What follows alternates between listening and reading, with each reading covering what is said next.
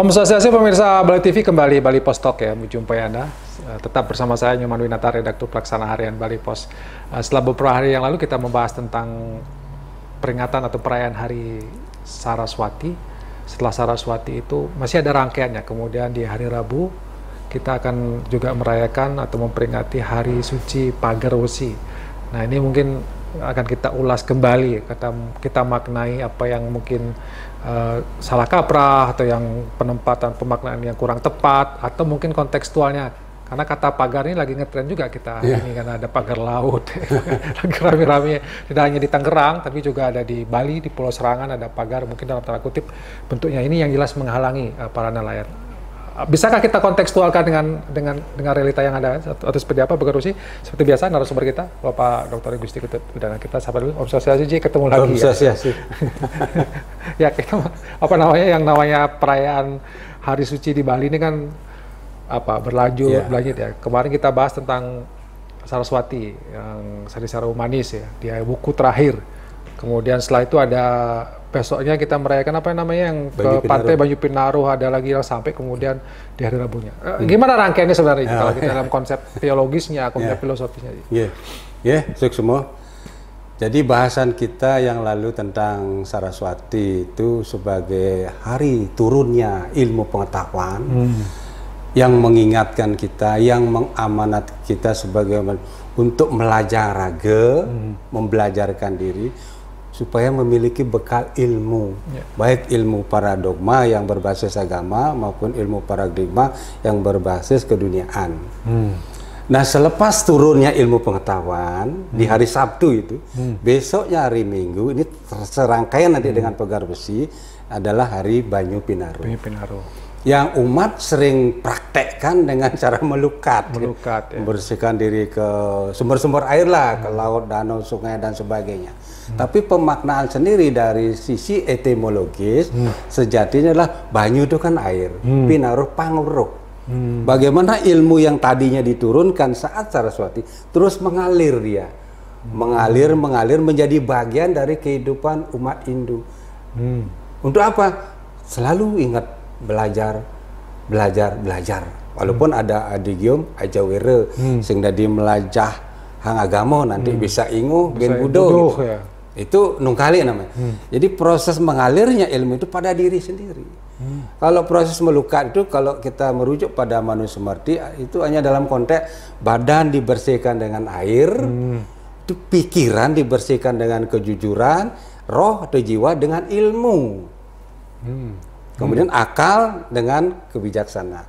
Jadi konteksnya ilmu itulah untuk membersihkan roh atau jiwa kita. Supaya apa? Dari jiwa atau spirit itu dari tataran intelektual bisa nanti meningkat ke spiritual sebagaimana sering kita obsesikan sebagaimana. Karena itu saat momentum Banyu Pinaruh itu bukan hanya melukat, membersihkan diri itu badania. Tapi rohaniah dengan ilmu, terutama ilmu pengetahuan suci. Untuk apa ilmu itu? Nanti muncul maknanya di hari Seninnya, yaitu hari Somo Ribek. Rangkaiannya itu. Rangkaiannya itu setelah ilmunya turun, mengalir terus dalam diri kita, dan kita memiliki widya, jenana, tatwa, itu sebagai bekal kita di Somo Ribek untuk mensejahterakan diri. Sehingga konteks Somo Ribek itu pemaknanya adalah hari di mana kita memperoleh anugerah kesejahteraan yang disimbolisasikan dengan beras ya, sehingga ada juga yang mengatakan hari Somo Ribek itu hari pangannya ala Bali gitu. Hari pangannya ala Bali. Di mana kita mendapat anugerah kesejahteraan. Setelah kesejahteraan, dalam teori motivasi Maslow kita kan terus ingin meningkatkan kualitas dan kuantitas diri. Meningkatlah ke sabuh mas. Hari Selasanya Hari Selasa itu simbol mas itu kemuliaan, kemakmuran. Sehingga di hari sabuh mas itu sering diperingati sebagai hari ngodalin arto brane. Ya, perhiasan apakah yang kita miliki, kalau punya, kalau enggak ya enggak usah lah kan begitu. Nah, sabuh mas itu simbol kemakmuran. Dari Saraswati ilmu diturunkan, lalu kita alirkan pada diri untuk mensejahterakan dia Somoriba. Setelah sejahtera meningkat, kemakmuran kebutuhan di dasarnya terpenuhi di terpenuhi. Somoriba itu ya, beras, Ya, makan itu ya. Baru kemudian kita meningkat sabuk emas, berupa perhiasan. Tanda kita lebih makmur, ya, lebih dari sejahtera kan makmur. Nah, setelah semua itu kita dapat di pagar wesi inilah Buddha Kliwon Uku Sinta ini kita pagahkan dengan apa? Dengan iman, dengan serada, sehingga dengan pagar wesi itu kan pagah wesi ibarat kekuatan. Jadi pagahin raga itu dengan keimanan, dengan serada, sehingga ilmu yang didapat, kesejahteraan yang dinikmati, kemakmuran yang dicapai tidak lenyap, sirna gara-gara kita tidak kuat imannya dengan misalnya menggunakan kesejahteraan, kemakmuran itu dengan atau lewat cara-cara yang tidak semestinya. Katakanlah judol gitu misalnya kan bisa hilang nanti. Dengan kekuatan iman di pagar wesi itu kita pagahin, sehingga apa yang kita dapat itu semuanya ajak entak tidak ngeredak lagi gitu. Jadi begitu ya, rangkaiannya sih. Jadi tidak berdiri sendiri ya, Saraswati tidak berdiri sendiri. Ini tidak apa Banyu Penaro. Satu rangkaian aja. Karena di pagar wesi itu juga digambarkan secara teologi sedang beryoganya Sang Hyang Pramesti Guru, dibarengi oleh para Dewata Nawasango dengan segala senjata itu disebutkan.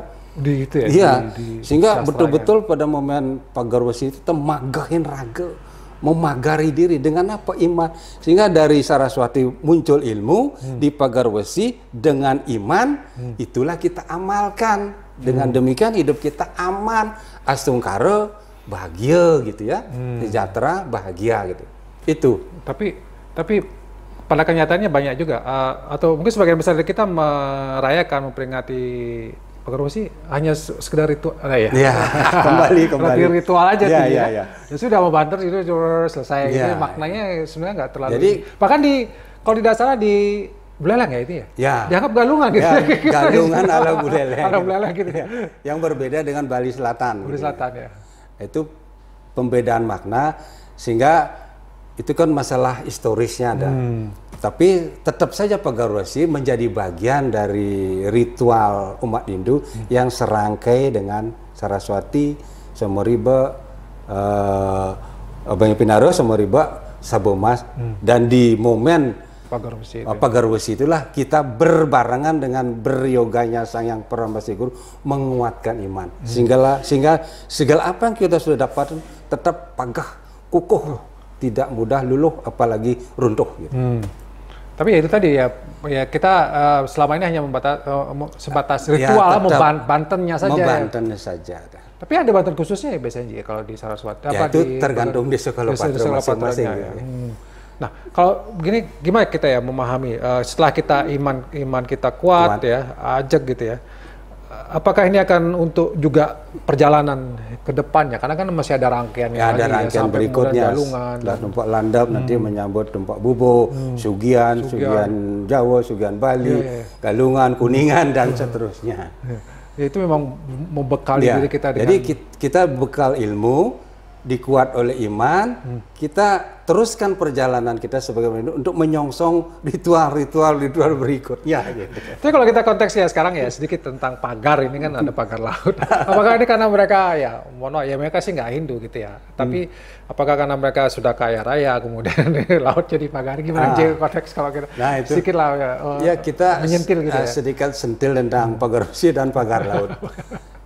Sama-sama pagar kan, ingin menguatkan. Kalau kita menguatkan iman, kalau pagar laut menguatkan bisnis, korporasi kan itu. Tapi keberadaan pagar laut dimanapun, termasuk yang di Tenggarai ada di Serangan juga. Itu sejatinya sudah menunjukkan keimanan mereka lemah. Laut itu dalam konteks teologi Hindu itu berstananya Dewa Baruna, ya, di mana masyarakat khususnya nelayan di sana bisa mencari penghidupan. Nah, ketika pencarian kehidupannya terhalangi oleh pagar-pagar untuk kepentingan bisnis itu, kan tentu bisa menghabisi peluang hidup dari masyarakat setempat. Sehingga saya memandangnya dari pihak kita juga itu kan secara historis Serangan itu kan miliknya Krama di sana sejatinya. Berarti di situ di masa lalu lah anggap gitu. Kan itu ada proses reklamasi syarat kontroversi kan. Berarti ada juga orang-orang kita yang lemah imannya sampai membiarkan menjual lahan tanah warisan leluhur di Pulau Serangan yang kita kenal sebagai pulau dengan pura yang bernilai magis, mistis, lalu kita jual syukur tidak habis hanya untuk kepentingan bisnis pariwisata. Jadi lemahnya pihak kita juga dari sana dengan segala unsur struktur dari sana, termasuk lemahnya juga pihak pengusaha yang berhasil melemahkan keimanan dari pihak penguasa kita waktu itu. Kelemahannya apa? Pihak pengusaha tidak memandang Pulau Serangan itu sebagai pulau tengah gitu. Ya. Ini hanya dipandang sebagai pulau berpotensi bisnis. Dalam alur pikiran mereka tidak ada hal yang dihubung-hubungkan dengan kesakralan, kemagisan, kemistisan. Yang ada di pikirannya, oh ini pulau bisnis. Sehingga label-label pun akhirnya dirubah. Pulau Serangan mungkin jadi pulau kura-kura, jalan-jalan kura-kura, pantai kura-kura, sementara yang lain kura-kura dalam perahu. Kura-kura tidak tahu. Tapi kalau kita lihat konteks yang lebih luas lagi Bali kekinian juga, mungkin saya tertarik juga mengatakan bagaimana sebenarnya iman kita lemah Haji ya. Ya, pas. Harinya tanah-tanah kita banyak yang dijual. Ya, dijual. Karena Padahal itu kita kan ngejar kesejahteraan, karena uang gitu. Karena uang, kemakmuran dan sebagainya. Gitu ya. Sehingga justru di Pagarwesi itu kita diingatkan kembali untuk menguatkan iman. Sehingga segala apa yang kita miliki, punyai dalam konteks itu tanah, sawah, termasuk pantai, laut itu kan bagian harus dari dijaga, ya? Kesakralan Bali Dwipa.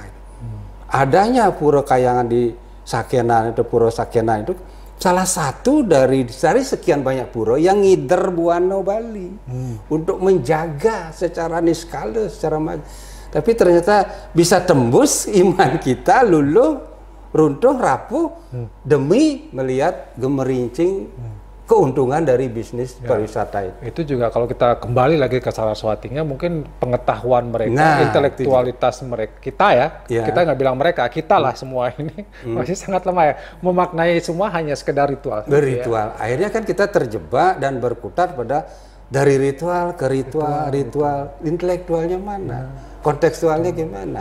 Ritualnya apalagi masih jauh. Apalagi iming-iming modal, kapital, finansial, udah terpental konsep ideal itu. Oke, closing statement dari Haji Pagarwesi, mempertegas lagi, silakan kepada kita semua. Dengan demikian berarti Ari Suci Pagarwesi sebagai lanjutan dari rangkaian Saraswati, dengan ilmu pengetahuan kita memperoleh penyucian lewat Banyu Pinaro, lalu kesejahteraan di Sumberriba, kemakmuran di Sebomas, di Pagarwesi itulah jadikan sebagai momentum kita untuk menguatkan serada bakti kita, keimanan kita.